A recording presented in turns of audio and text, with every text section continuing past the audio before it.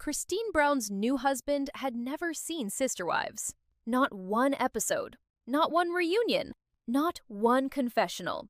He had no idea who Kody was, no idea who Robyn was, no idea what a plural family even looked like up close.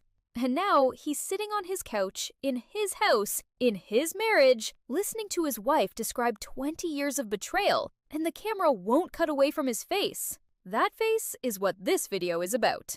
If you are new here, welcome to SisterWives Crew. Hit that like button right now and subscribe, because we go deeper on this show than anyone else on YouTube. And what I'm about to walk you through is something most channels aren't even touching. This is not a recap. This is a character study. And the character at the center of it isn't Christine. It isn't Kody. It isn't even Robyn. It's the man who walked into all of this with clean hands and no history, and is now sitting in the middle of one of the most documented family implosions in reality television history. Stay with me, because every single beat of this is verified. Every line I quote is on camera, and by the end of this video, you are going to see David Woolley completely differently than you did when you clicked on this. Let's go back to the beginning of David's beginning, because it matters. David Woolley did not grow up watching Sister Wives. He did not have a parasocial relationship with Christine Brown. He was not a fan who slid into her DMs. He was a regular man living a regular life in Utah, running his business, existing entirely outside the orbit of TLC and polygamy discourse and everything that comes with it. When Christine and David started dating, she had to explain to him what the show even was. Think about that for a second. Most of the people watching this video right now have seen more Sister Wives content than the man who married Christine Brown.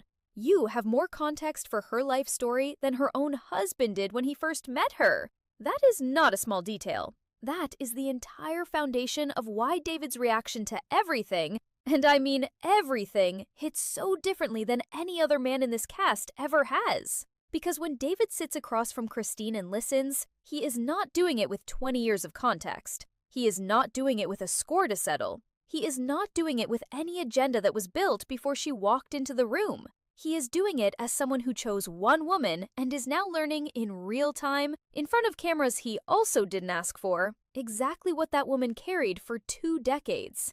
And that changes what his silence means.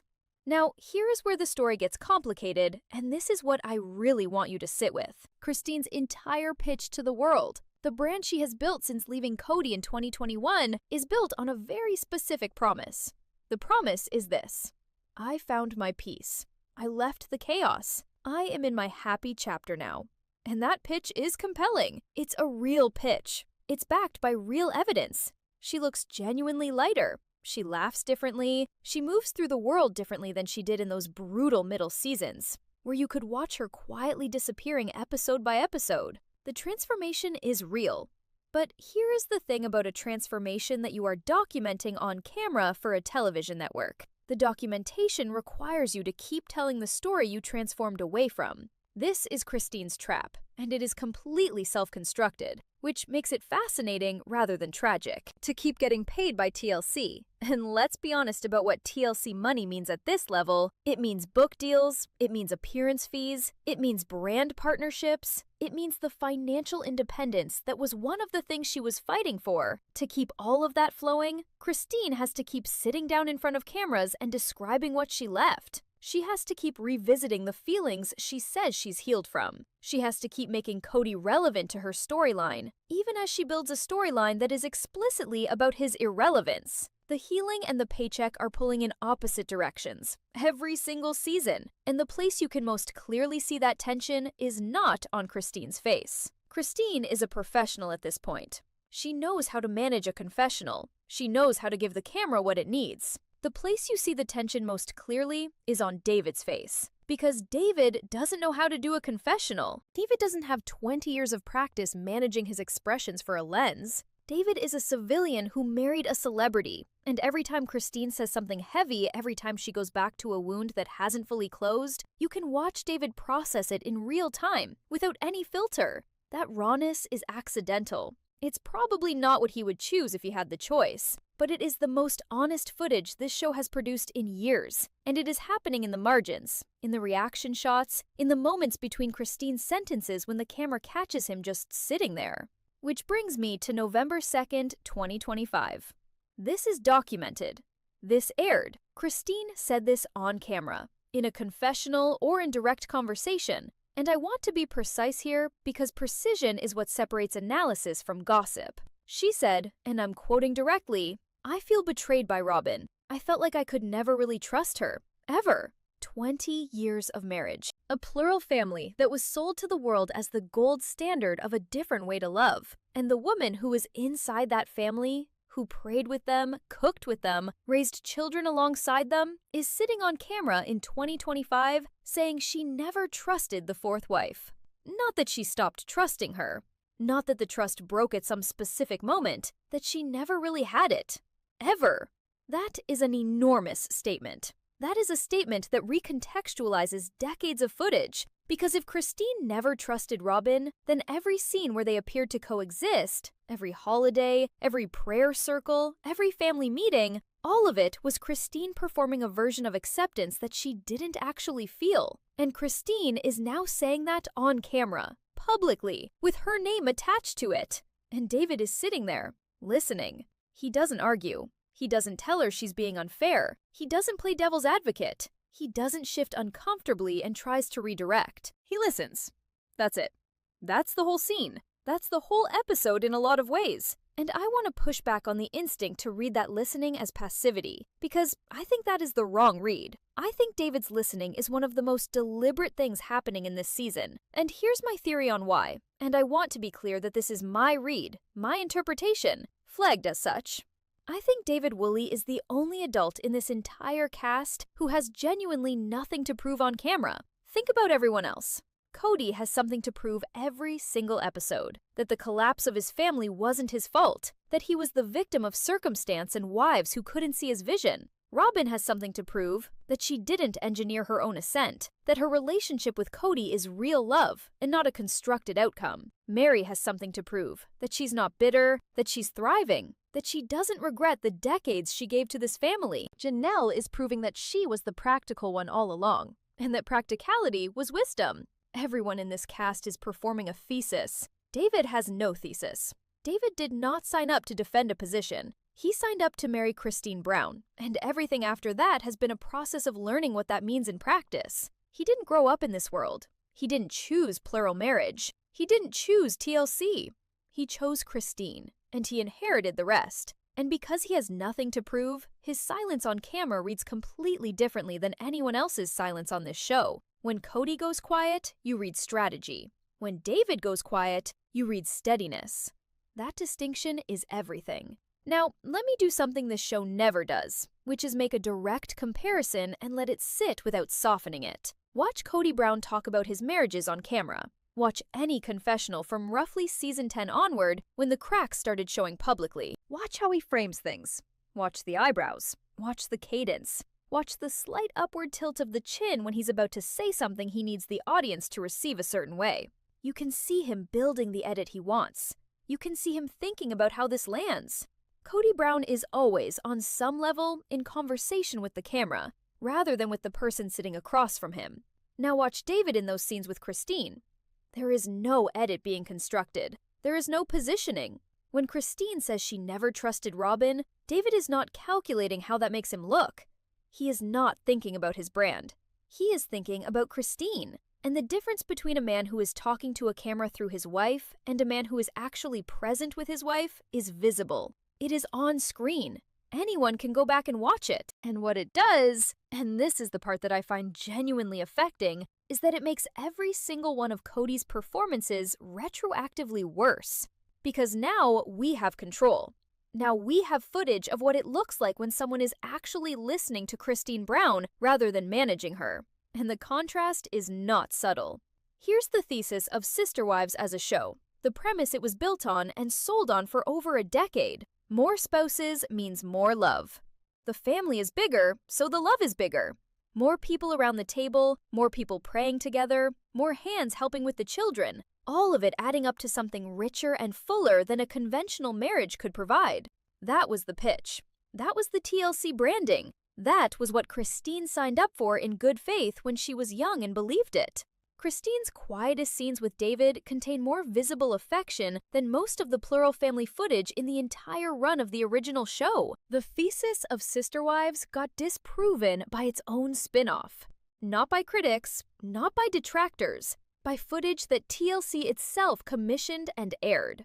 One woman, one man, sitting on a couch, her telling him things that hurt to say. Him staying close.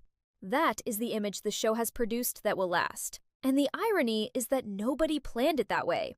It just happened because the cameras were there and David didn't know how to perform, and Christine was finally in a place where she didn't need to.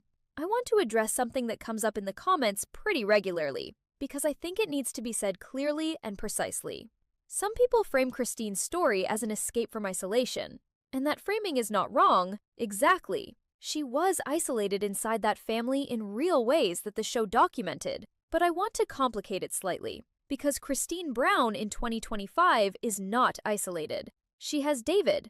She has 6 kids who are grown or growing and who are in her life. She has Janelle, who went from sister wife to something closer to a best friend. The relationship that survived everything and is arguably the most functional relationship to come out of the original family. She has a brand, she has an audience, she has financial independence. Christine is the one with the full house. The isolation in this story, the real, documented, visible isolation, belongs to the family she left.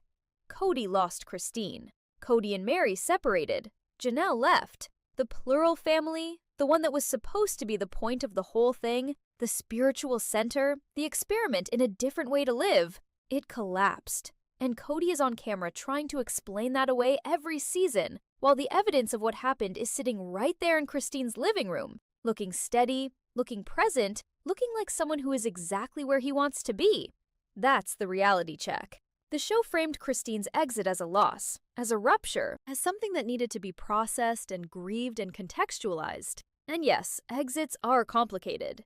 But from where Christine sits right now, the exit worked. The bet paid off. The woman who spent 20 years feeling like a third choice is now the only choice. And the man who made that choice had never even seen the show.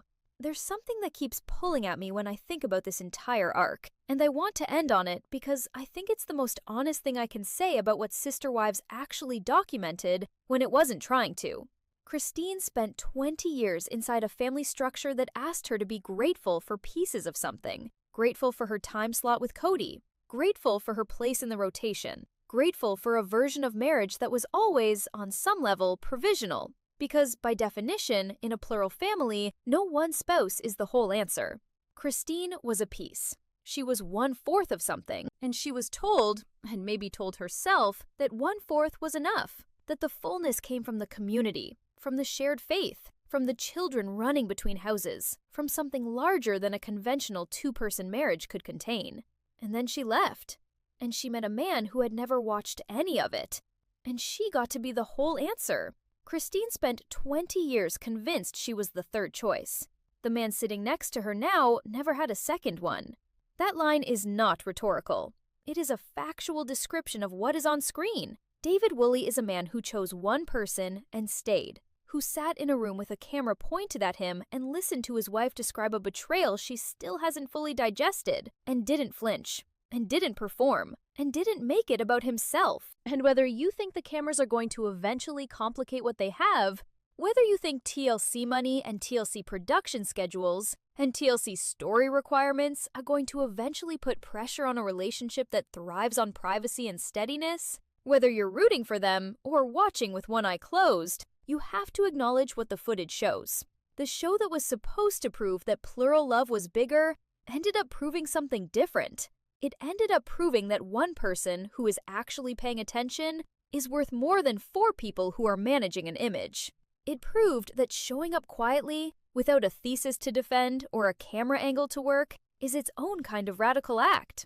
David Woolley didn't come into this to be a character. He came in to be a husband. And in a show full of people who have spent years being characters, that distinction is the most interesting thing on screen. Drop a red heart in the comments if you think Christine and David are the real love story this show accidentally produced. Drop a warning sign if you think the cameras are eventually going to put enough pressure on what they have to change, because that is a legitimate concern, and I want to hear where you land on it. Subscribe to SisterWives Crew right now if you haven't, because next video, I'm going through every single thing David has said about Kody on camera, in order, from the first moment he was asked about it to the most recent episode. And I promise you, the through line is not what you expect. It is quiet, it is consistent, and it says more about who David Woolley is than any dramatic confrontation ever could. That video goes up soon. You do not want to miss it.